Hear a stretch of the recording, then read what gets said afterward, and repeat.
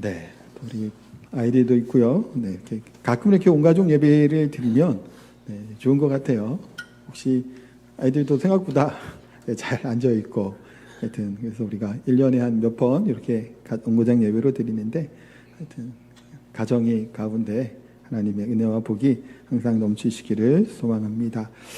구정 주간이죠. 그 음력으로 이제 새해를 맞이한 게 이제 어제입니다.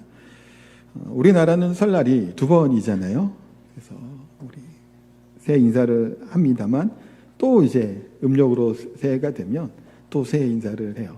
근데 새해가 된 지는 벌써 한참 됐는데 새해 복 많이 받으세요라고 하니 좀 이게 어색하긴 합니다만 그래도 또 명절이고 하니까요. 옆에 분과 함께 하나님의 큰 은혜와 복을 누리시기 바랍니다. 하나님의 큰 은혜와 복을 누리시기 바랍니다. 네, 그 은혜가 가득하게 되기를 네, 축복합니다. 제가 어제 그 새해 인사를 좀 하려고 성도들에게 오랜만에 기타를 들고 이렇게 좀 축복하는 찬양을 했어요.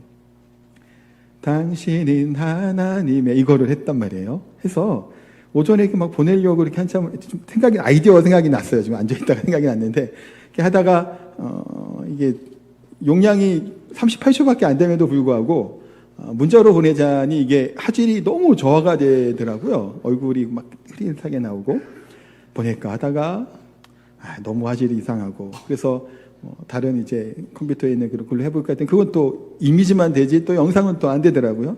카톡을 해볼까 했더니 개인 카톡은 10명밖에 또 안 되더라고요. 그래서 이렇게 저렇게 궁리를 하다가 어제 그냥 일단은 너무 늦어지면 안 되니까 새해 인사 그냥 보내야 되겠다 하고 그냥 이제 문자로 이렇게 보내드렸는데 방법이 있더라고요. 지금 보니까 참 안 해봐갖고 이런 거를 방법이 있어서 혹 이따가 오후에라도 제가 아까워서 아니 우리 안 오신 분들도 있어서 또 육지에 가시고 안 분이 꽤 제법 많으신 것 같은데 한번 그렇게 이용해 보면 어떨까? 이렇게 유튜브에 올려서 그 링크를 문자로 보내드리는 게 제일 간편한 방법인데 뭐 그런 거 한번 안 해다 보다 보니까 앉아 있다 보니까 네, 생각이 문득 나더라고요. 그 링크 따라 들어가면 되는데 하여튼 새해 하여튼 더 건강하시고 또 뿐만 아니라 우리 그리스도인으로 우리 살아가는 한 해를 다짐했잖아요. 그리스도인 다운 삶을 사는 그런 복된 우리 성도들 다 되시기를 축복합니다. 새해라고 하는 말, 그러니까 설날이잖아요. 올해가 설날인데 지금 설날이라고 하는 말이 모르겠어요. 그렇다는 말이 있어요. 일리가 있어서 말씀드리면 낯설다 할 때 설이라고 하는 이야기가 있더라고요. 그러니까 설날은 새해에 대한 낯설음, 그러니까 아직 익숙하지 않은 나라고 하는 의미를 동시에 가지고 있다고 하는 얘기가 있더라고요. 일리가 있죠.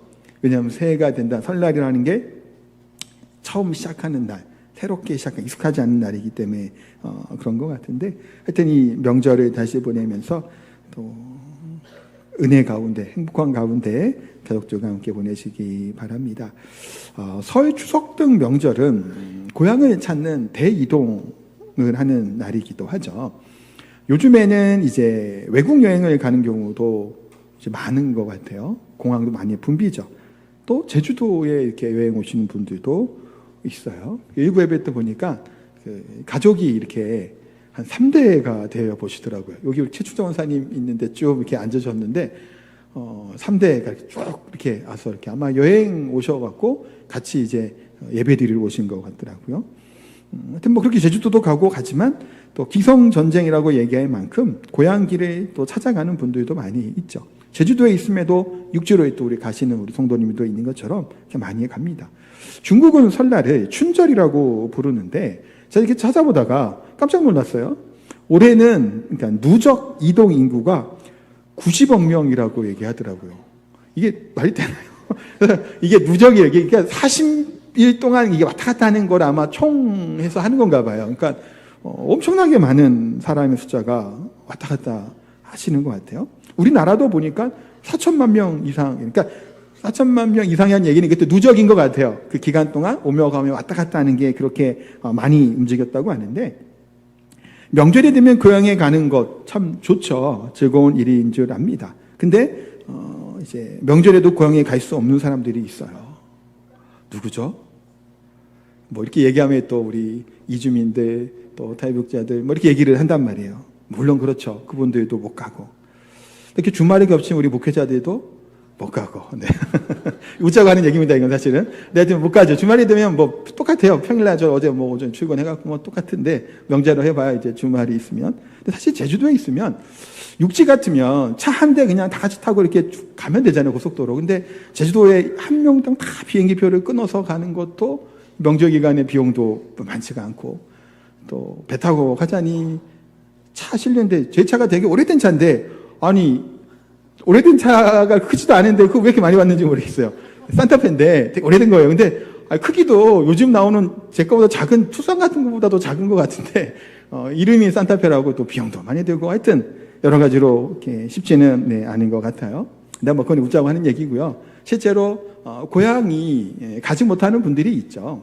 외국에서 이제 이주해서 오신 분들 또 우리 이제 일하러 이제 오신 분들도 있고 그분들은 이제 그런 명절을 안 지내도 우리나라가 이렇게 명절이라고 이렇게 모이고 하면 고향 생각이 많이 난다고 해요. 또 이북에 고향에 두신 분들도 있죠. 뭐 탈북 가신 분들도 있을 것이고 가고 싶지만 가지 못하는 그런 고향에 대한 안타까움을 갖는 사람들도 있는 줄 압니다. 또 오늘 본문에는 저 이제 마태복음을 하다가 오늘 본문을 좀 이렇게 명절이고 해서 이제 좀 선택을 했는데요. 고향으로 돌아가는 한 가족의 이야기가 오늘 본문에 좀 기록되어 있어요. 고향으로 가긴 하지만 어떤 상태로 돌아가나요? 모든 것을 다 잃어버리고 힘겨운 걸음을 떼고 있는 가정이에요. 이 가정은 흉년을 맞게 됩니다. 그래서 고향을 떠나서 모압이라고 하는 지역으로 이주해서 살아요. 모압은 이제 이방 땅이죠. 그러니까 이민 생활을 한 겁니다. 그래서 1절에 보니까 사사들이 치리하던 때라고 하는 이 시대를 얘기하고 있고 그 땅에 무슨 일이 있죠? 흉년이 드니라 라고 이야기를 합니다. 사실 1절의 내용에 보면 이 시대가 어떠했는지를 잘 알게 돼요. 사사들이 치리하던 때 또 흉년이 들고 영적으로나 육적으로나 암울했던 시대가 바로 이때예요. 영적으로도 하나님을 떠나는 일이 참 많았던 때고 그리고 이 나라적으로 봐도 여러 이민족들 위에 이방 나라를 침략을 받았던 때이기도 합니다. 물론 침략을 당한 건 자기 소견에 옳은 대로 행했던 이스라엘 백성들의 불순종 때문이었어요. 그러니까 참 영적으로 어둠이 가득했던 그 시기 또 더구나 기근으로 인해 흉년이 들었던 고통을 이루 말할 수 없는 시기가 바로 이때였다라는 겁니다. 근데 이제 2절에 보니까 그 가정의 남편의 이름이 나오죠. 엘리멜렉이라고 하는 사람이에요. 엘리멜렉은 하나님은 나의 왕이라고 하는 이름의 뜻을 가지고 있는 사람이에요. 이름이 참 좋죠. 하나님은 나의 왕. 이름만 봐도 어떤 느낌이 드나요? 믿음 좋고 경건해 보여요. 그의 아내의 이름은 나오미입니다. 나오미는 기쁨, 즐거움이라고 하는 이름의 뜻을 가지고 있어요. 그러니까 경건한 남편, 기쁘고 사랑스러운 아내, 믿음의 땅인 베들레헴에서 행복하게 살아갑니다. 그런데 어느 날 흉년이 찾아온 거예요. 베들레헴은 이름의 뜻이 뭐냐면 떡집이라고 하는 의미를 가지고 있어요. 그만큼 그 지역은 풍요로운 지역이라고 얘기할 수 있겠죠. 또한 하나님께서 약속하신 가나안 땅이잖아요. 젖과 꿀이 흐르는 약속의 땅. 그런데 그 땅에 뭐가 들었다고요? 흉년이 든 겁니다. 도저히 살 수 없을 만큼 심각한 흉년이 들었다는 얘기예요. 그러니까 모압으로 이주했잖아요. 근데 흉년이 일어나면 안 되는 곳에 흉년이 들었어요. 어떻게 그럴 수 있을까? 때로는 뭔가요? 예수님 믿는 우리들의 가정에게, 우리의 삶에 뭐가 닥쳐오기도 해요? 기근이 오는 거예요. 흉년이 때로는 옵니다.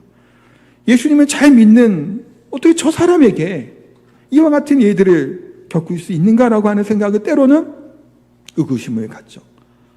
그래서 이런 어려움을 겪을 때 우리 어떤 생각을 갖게 되나요?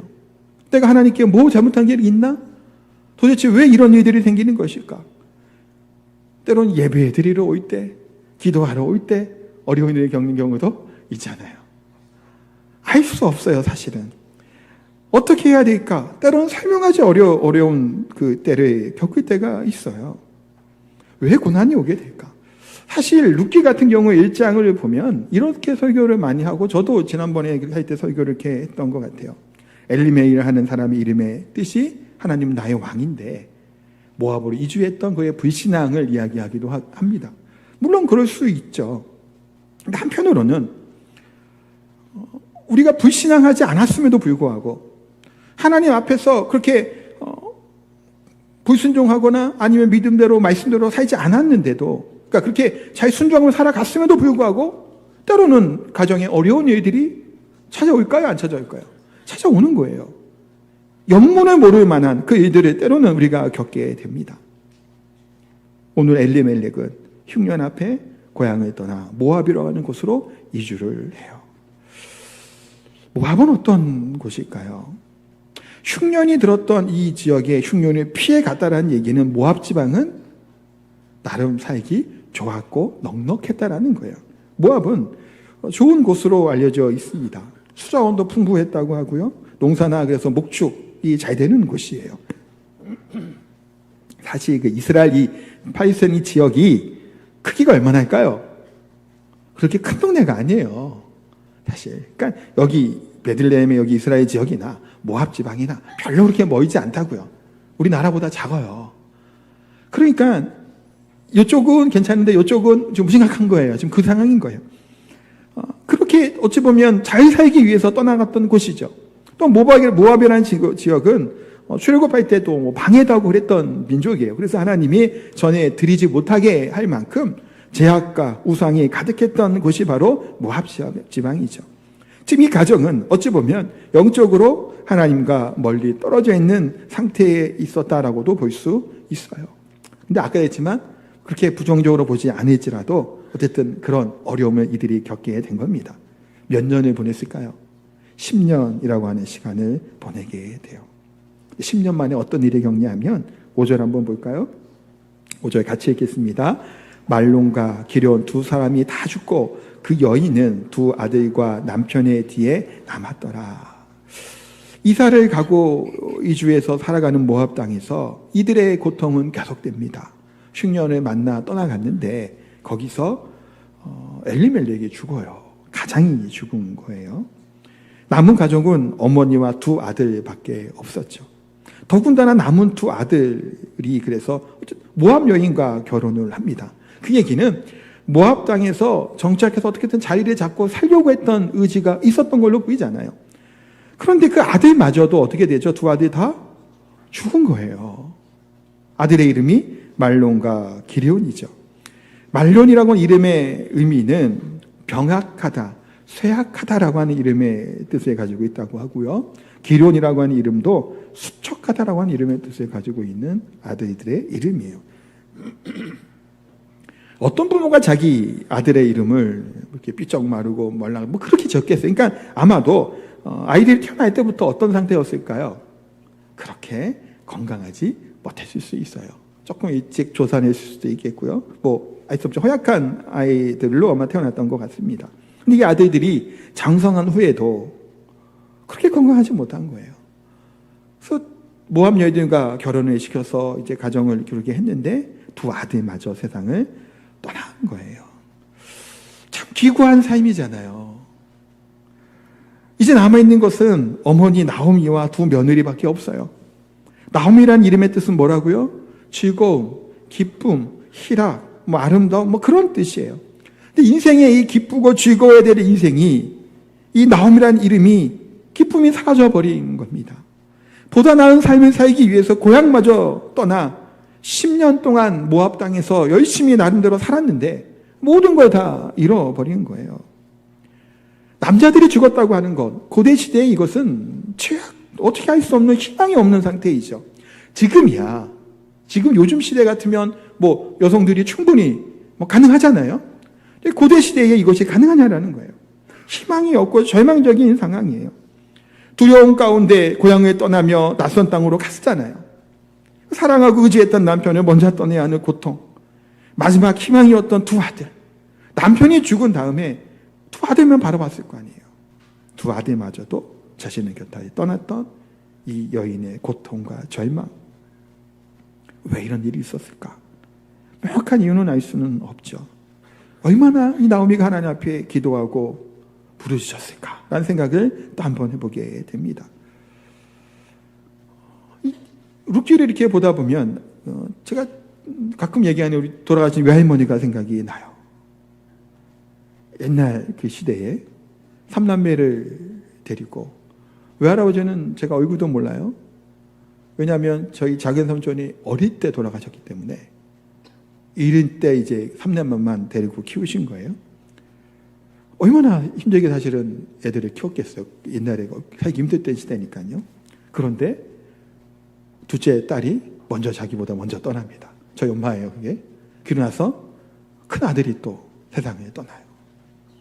그것을 겪었을 때의 그 할머니의 이 고통과 괴로움, 사실은 이루 말할 수 없고 참 고단하고 힘든 인생을 사셨던 것을 옆에서 이제 봤습니다. 오늘 본문의 나오미의 상태가 어떤가요? 참 고통스러운 일이죠. 남겨진 자의 고통과 현실에 대한 그런 어려움들, 이루 말할 수 없었을 거예요. 할 수 있는 것이 없죠. 여자들끼리만 남아있는 상태. 근데 6절에 보니까 어떻게 말씀하고 있죠? 6절도 한번 같이 한번 볼까요? 그 여인이 모압 지방에서 여호와께서 자기 백성을 돌보시사 그들에게 양식을 주었다함을 듣고 이에 두 며느리와 함께 일어나 모압 지방으로 돌아오려 하여. 자, 여기서 보면 그 소식을 들었다라고 말씀하고 있어요. 그 소식이 뭐죠? 여호와께서 자기 백성을 돌보셨다라는 소식을 들은 거예요. 제가 일부 때도 막 얘기하다가 원래 이제 마태복음 안 하고 이거 한 거는 명절이어서 사실 다른 본문을 했는데 너무 초반부가 우울하죠. 사실은 좀 이렇게 우울한데 근데 이제 반전이 생기는 거예요. 비참함과 우울함이 있었던, 나옴이라고 부르지 못하고 마라라고 불려지는 이 비참한 현실 가운데 있었던 그에게 무슨 소식이 들린 거예요? 하나님께서, 여호와께서 자기 백성을 돌보셨다라는 거예요. 뭐가 일어나는 거예요? 지금 회복이 일어나고 있다라고 하는 소망 가운데 이 소식을 듣게 됩니다. 그래서 이것을 가지고 어떤 목사님이 이렇게 얘기를 하셨어요. 인생은 해석이다 라고 하는 말을 합니다. 나름 의미가 있는 것 같아요. 그게 뭐냐면 어떻게 들리는 것도 중요하지만 어떻게 이것을 해석하고 받아들이냐가 참 중요하다라는 거예요. 베들레헴의 흉년이 그치고 회복됐다는 소식을 그냥 기근이 끝났다라는 정도로만 들으면 그냥 별다른 그게 은혜가 안 되잖아요. 그냥 이제 비가 오고 곡식이 자라나고 뭐 그렇게 됐으니까 뭐 그런 생각만 하잖아요. 그런데 뭐예요? 나오미는 뭐로 들은 거예요? 여호와께서 자기의 백성을 돌보시고 누가 양식을 주셨다고요? 여호와께서 양식을 주셨다라는 것으로 들은 거예요. 하나님이 돌보아 계시고 양식을 주고 계신다고 하는 이 소망과 희망의 메시지를 이것을 들은 거예요. 이 소식을 어디서? 모압에서 그 소식을 들은 겁니다. 이것이 들려지게 된 것도 다 뭐예요? 하나님의 은혜이죠. 말씀이 선포되어질 때 들을 게 있는 자는 뭐예요? 들을지어다예요. 들을 게 있는 자가 들어요. 아무리 어떠한 말씀을 증언하고 전함에도 불구하고 듣지 못하는 자는 뭐예요? 듣지 못하고 알지 못하고 깨닫지 못하는 거예요. 듣게 하시는 은혜가 나오미에게는 있었죠. 그래서 6절에는 세 가지 중요한 동사가 등장하게 돼요. 첫 번째는 뭐냐면 금방 얘기했죠. 듣다예요. 이 소식을 들은 거예요. 뭐를 들었다고요? 여호와께서 자기 백성을 돌보시사 그들에게 양식을 주셨다고 하는 소식을 들은 겁니다. 믿음은 뭐로부터 나죠? 들음에서 나죠. 들음은 하나님의 말씀인 줄 믿습니다. 하나님의 말씀을 들을 때 우리가 하나님 앞에 믿음 가운데 나아가고 자라날 수 있을 줄 믿습니다. 나오미는 들은 거예요. 하나님의 음성으로, 하나님의 말씀으로 듣기 시작한 거예요. 내 백성을 돌보겠다고 하는 하나님의 음성으로 이 소식을 듣기 시작을 하죠. 그럴 때 나오미는 두 번째 뭘 하게 되나요? 일어난다라는 거예요. 슬픔과 고통, 절망의 순간이었잖아요. 아까 얘기했지만 뭘 하고 살아가나요? 이 가부 셋이 남아있고 이방 땅 모압에 살고 있는데 도저히 뭔가 희망이 없어요. 그럼에도 불구하고 이 두려움과 절망 가운데 뭐하지 않고 좌절하거나 낭망하지 않고 일어나 하나님께로 나아가다라는 겁니다. 하나님의 사람들은 절망의 순간에서도 뭐를 들을 수 있어야 돼요? 하나님의 음성을, 하나님의 말씀을 듣는 거예요. 듣고 일어나서 뭐 하죠? 세 번째는 돌아가는 거예요. 하나님의 말씀이 들리면 순종하며 돌아가는 거, 돌이키는 것이 하나님의 사람의 믿음인 줄 믿습니다. 이 돌아가다 하는 말은 매우 중요한데 슈보라고 하는 히브리어를 쓰고 있어요. 근데 이거는 12번이나 나와요. 1장에서만. 그리고 이 슈보라는 단어에는 떠남과 또 이제 향함이라고 하는 의미를 가지고 있어요. 그러니까 잘못된 모습, 상태에서 완전히 떠나, 돌이켜, 돌아간다고 하는 의미를 가지고 있다는 거예요. 그러니까 이것은 앞서 잘못된 모든 것들이 끊어버린다는 의미를 가지고 있고, 그래서 하나님 앞에 합당하지 못하는 죄악, 하나님 멀리에 떠나서 즐거웠던 옛 습관을 단호하게 끊고, 그 다음에 뭐죠? 하나님께로 돌아가는 거예요. 사랑하는 성도 여러분, 회개가 뭐예요? 뉘우치기만 하는 게 회개가 아니에요. 뉘우치고 뭐 하는 거예요? 하나님께로 돌아서 가는 거예요. 떠나가는 겁니다. 올바른 방향으로 가지 못하면 잘못했구나 생각만 하고 멈추어 있으면 또 어떻게 될까요? 결국 옛 모습으로 돌아가요. 그렇기 때문에 떠남과 동시에 하나님을 향으로 나아가는 구체적인 행동을 요구하는 것이 우리가 말씀을 드릴 때 우리의 자세고 믿음인 줄 믿습니다. 그래서 1장에서는 이 슈브라는 단어가 몇 번 나온다고요? 12번이 나오는데 1장 전체에서 뭘 얘기하냐면 너는 모압으로 돌아갈 것이냐 아니면 베들레헴으로 돌아갈 것이냐고는 질문을 하고 있는 거예요. 두 가지를. 뭐라고요? 모압으로 갈 것이냐 베들레헴으로 갈 것이냐는 묻습니다. 7절에 보니까 있던 곳에서 나오고 두 며느리도 그와 함께하여 유다 땅으로 돌아오려고 길을 가다가, 자 이제 8절부터 이제 이 며느리와 이제 나오미의 이제 이야기가 나옵니다. 어디서부터 나왔다고요? 있던 곳에서 나오는 거예요. 내가 머물러 있던 그곳에서 떠나오는 거예요. 사실은 쉽지는 않죠. 남편이 죽었던 곳이고 두 아들이 죽었던 이곳을 떠나서 다시 온 고향으로 돌아오는 거 쉬운 일이 아닐 거예요. 또한 두 며느리 또한 어떤가요? 나의 살던 고향은 그거잖아요. 꽃피는 산골, 그곳이에요. 모압 여인이란 말이에요. 이 두 며느리들은 그곳에 떠나 있던 곳으로 나와 떠나간다는 엄청난 결단과 각오이죠. 이 떠나는 길, 그 여정 가운데 이들이 서게 됩니다. 근데 여기서 14절 말씀에 보면 시어머니 나오미와 두 아들의 미망인 또 가부가 된 이 며느리들이 에게 나오미가 뭘 얘기를 하죠? 돌아가라고 권고를 해요. 14절 한번 볼까요? 그들이 소리 높여 다시 울더니 오르바는 그의 시어머니에게 입맞추되 룻은 그를 붙여찼더라. 나오미가 가라는 거예요. 근데 희망이 없잖아요. 남자들 다 죽고 가부들만 남아서 뭘 해요, 사실은 지금. 그러니까 돌아가라는 거예요. 근데 큰 며느리 오르바는 돌아가요. 그러니까 모압 땅을 떠나지 않았다고 봐야 되겠죠. 같이 따라가겠다 했다가 나오미 시어머니가 이렇게 여러 번 거듭거듭 얘기했더니 이제 남게 되고, 둘째 며느리 룻은 나오미를 붙여찼다라고 얘기합니다. 이 붙여찼다라고 하는 말 표현은 히브리어로 다부카라는 단어인데 굳게 결합하다, 붙들고 늘어지다, 눈물 매달리다, 그런 느낌이에요. 그러니까 같이 가겠다는 거예요. 어떤 말을 해도 시어머니를 쫓아가겠다라는 거예요. 근데 망한 가정인데 무슨 희망이 있나요? 룻은 아직 젊은 가부예요. 새 출발을 얼마든지 해야 할 수 있는 사람이죠. 남편도 없어요. 시어머니는 쫓아서 떠난다고요? 남편도 없이? 아니 지금 상상할 수 없는 일을 지금 룻은 결단을 한 겁니다. 16, 17절에 보면 어머니에 따르지 말고 돌아가라 강권하지 말라는 거예요. 어머니가 가신 곳에 나도 가고, 어머니가 머물게 나도 머물게고, 어머니의 백성이 나의 백성이 되고, 어머니의 하나님이 나의 하나님이 되리다라고 고백을 하며, 어머니가 죽으신 건 나도 죽겠다고 내가 거기 묻히겠다라는 거예요. 내가 죽는 것 외에는 어머니를 떠나면 여호와께서 내가 벌을 내리시기를, 더 내리시기를 원한다. 이거 강조예요, 굉장히. 내리시기를 원한다라고 고백을 합니다. 지금 나오미와 룻, 이 고부간이죠. 고부간에 지금 뭐가 있는 거예요? 갈등이 막 벌어지고 있어요. 고부간에 싸움이 막 일어나고 있는 거예요. 고부간의 갈등은 고대로부터 지금까지 항상 있어 왔던 것인데, 그 중에 오늘 갈등은 어떤가요? 눈물이 있죠. 은혜가 있고 사랑이 있는 갈등이에요. 나오미는 이 며느리들이 생각해서 너 남아있으라는 거예요. 왜냐하면 계대결혼 후에 나오겠지만 지금 나오미가 누군가 결혼을 해서 아들을 낳아도 그 아들이 키울 때까지 며느리가 기다릴 수가 없잖아요. 지금 아무도 없어요. 지금 남편들도 없고 지금 어떻게 해요 지금. 그러니까 있으라는 거예요.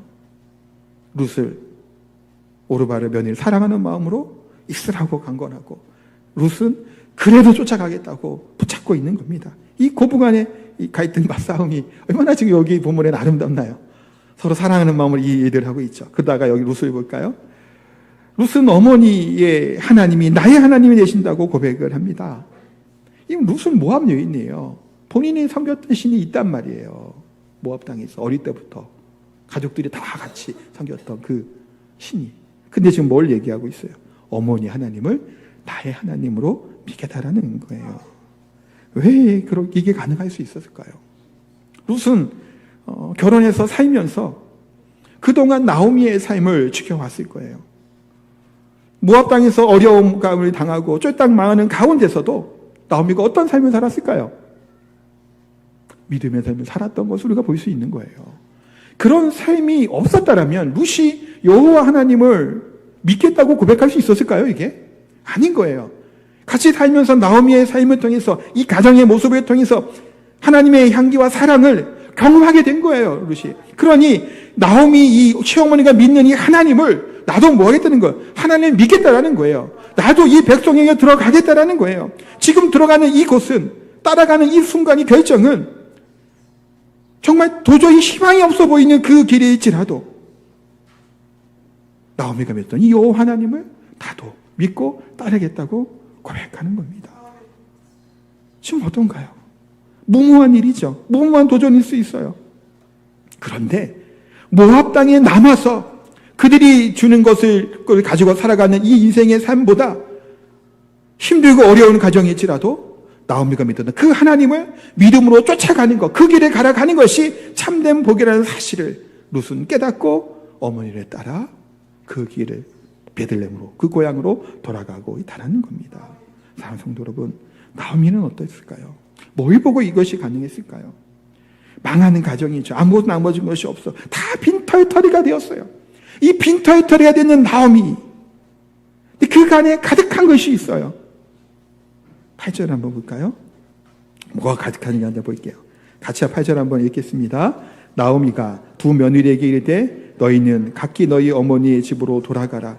너희가 죽은 자들과 나를 선대한 것 같이 여호와께서 너희를 선대하시기를 원하며. 아멘. 선대하다라고 하는 말이 뭐냐면 히브리어로 우리가 잘 아는 헤세드예요. 헤세드는 성경에 참 많이 나오는 단어예요. 하나님의 사랑, 하나님의 긍휼을 얘기하는 단어예요. 지금 나오미가 쫄딱망하고 완전히 이렇게 패가 망신한 이 상황 가운데서 며느리에게 뭘 얘기하는 거예요?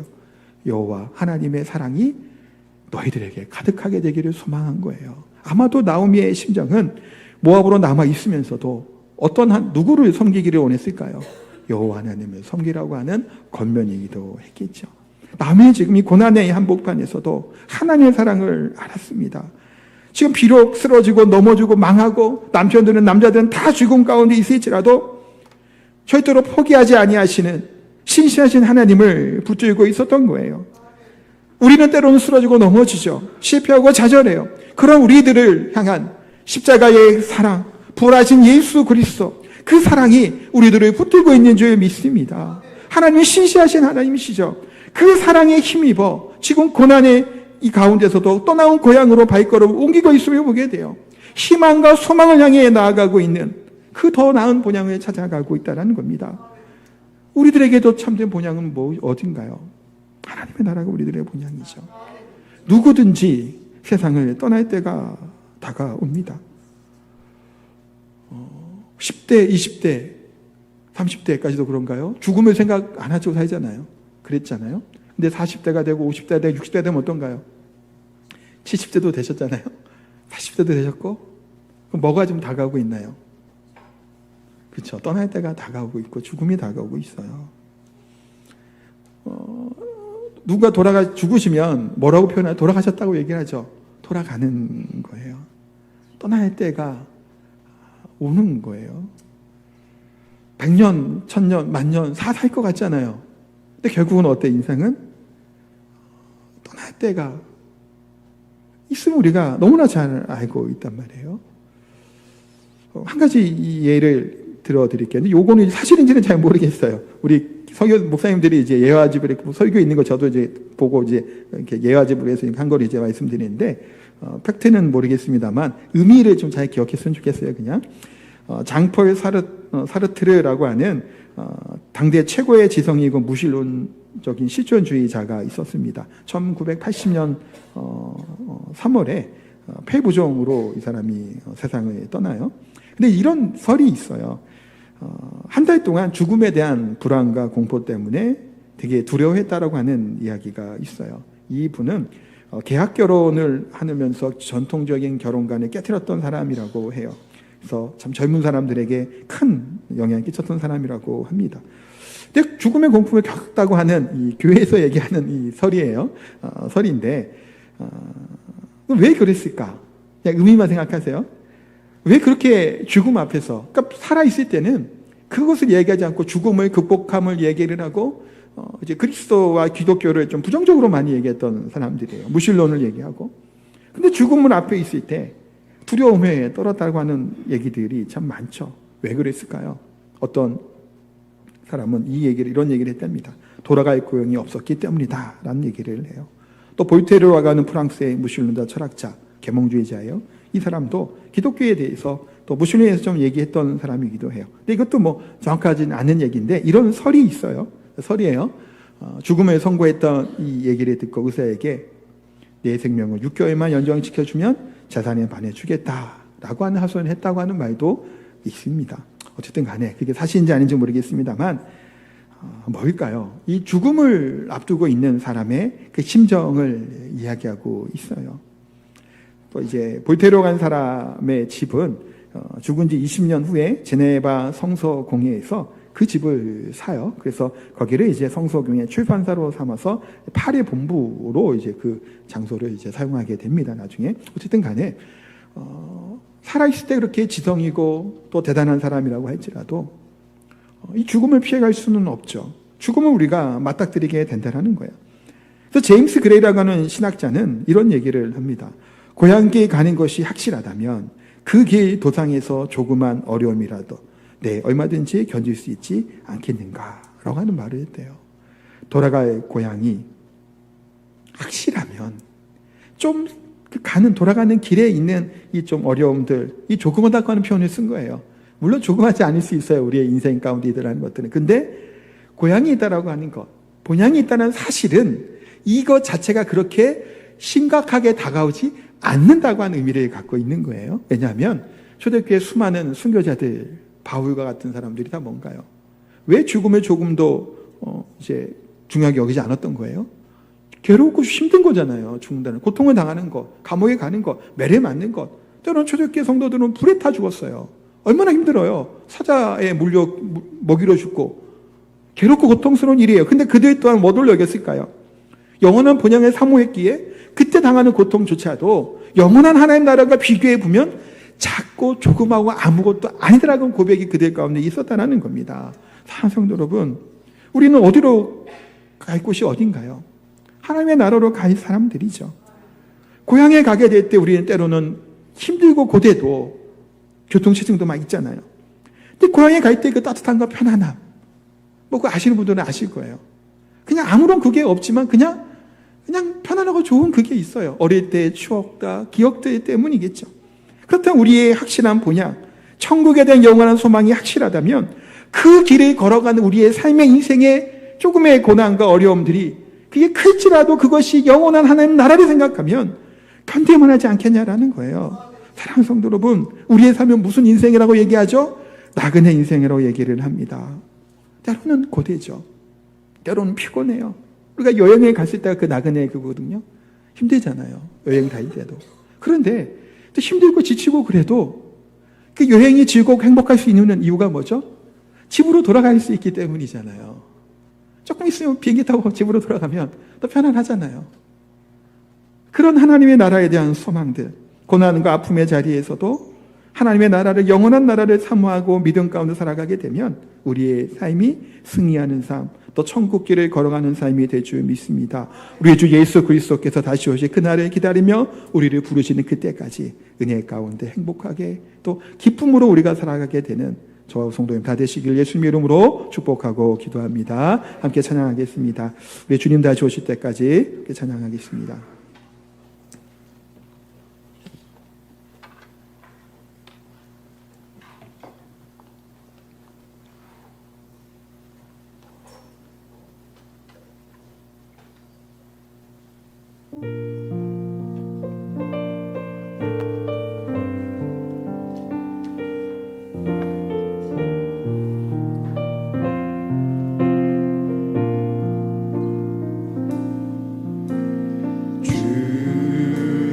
다시 오실 때까지 나는 이 길을 가리라.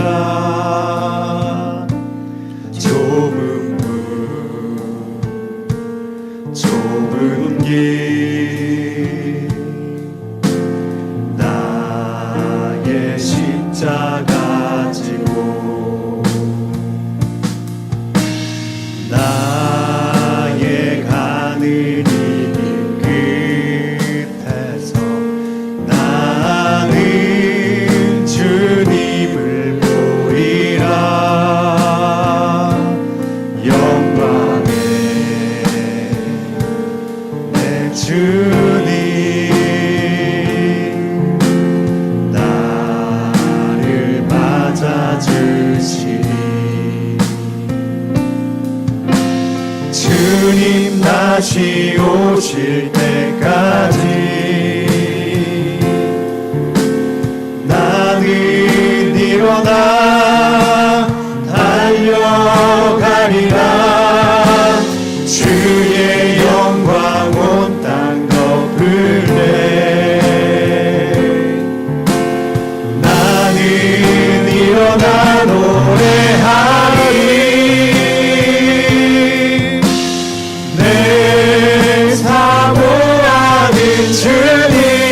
주님 온 세상 구주시라. 내 사모하는 주님 영광의 왕이시라. 내 사모하는 주님 온 세상 구주시라. 내 사모하는 주님 영광의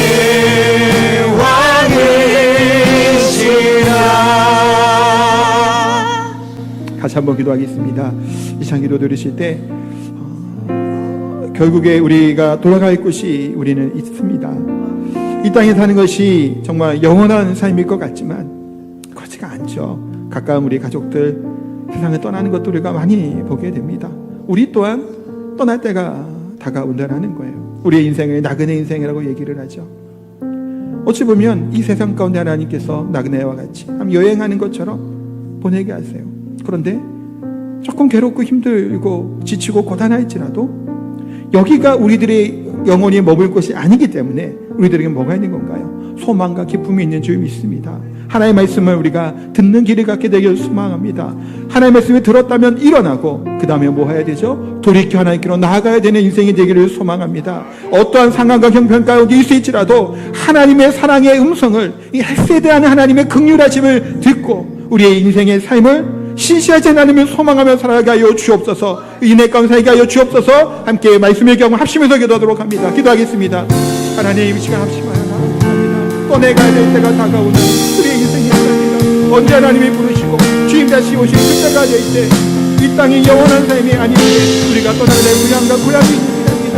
그곳에 바라보게 하여 주옵소서. 우리가 여행을 다니며 때로는 고단하고 힘들고 하나님은 돌아갈 지혜이기 때문에 그러나 그 여행에 행복한 줄 알고 고단하기라도 행복하게 하여 주시고 기쁘게 하여 주시고 즐겁게 하여 주셔서 우리 주 예수 그리스도의 십자가의 은혜와 우리를 부르시고 부르심 앞에 서게 하여 주시고 믿음으로 하나님의 신실한 하나님을 바라보게 하여 주옵소서.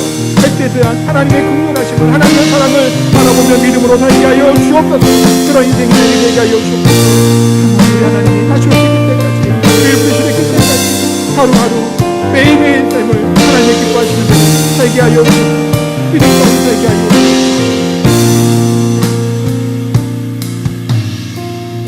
다시 오실 예수 그리스도의 이름을 찬양하며 영광 올려드립니다. 주님 다시 오실 그때까지 우리를 부르시는 그때까지 좁은 문 좁은 길 또한 우리의 이 삶의 여정을 하나님을 바라보며 믿음 가운데 살게 하여 주옵소서. 우리의 삶의 여정이 때로는 고단하고 괴롭고 힘든 일이 있을지라도 우리에게는 돌아갈 곳이 있는 줄 믿습니다. 영원한 하나님 나라를 바라보며 이 땅 가운데 신실하지 하나님을 말씀을 듣고 일어나 돌이키며 하나님께로 가까이 나아가는 복된 저희들의 인생이 되게 하여 주옵소서. 또한 귀한 예물 감사의 마음을 담아 하나님께 올려드립니다.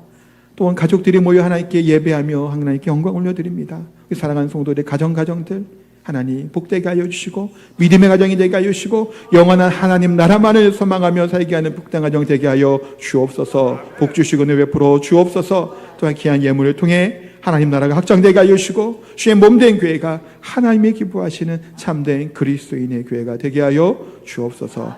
육신의 질병 가운데 힘들고 괴로워하는 성도들 또한 많이 계십니다. 예수 그리스도의 이름으로 치유하여 주옵소서. 깨끗하게 하여 주옵소서. 회복하게 하여 주옵소서. 또 건강한 모습으로 함께 나와 하나님의 기뻐하며 예배하며 간증하며 하나님께 영광 올려드리게 하여 주옵소서. 마음이 상한 자 또한 하나님의 떠나 있는 자들 또한 다시금 하나님의 이 긍휼하심 하나님의 음성을 들어서 하나님께로 나와 함께 예배하는 사랑하는 성도들 다 될 수 있도록 은혜 베풀어 주옵소서. 감사드리며 예수님의 이름으로 기도하옵나이다. 아멘. 우리 다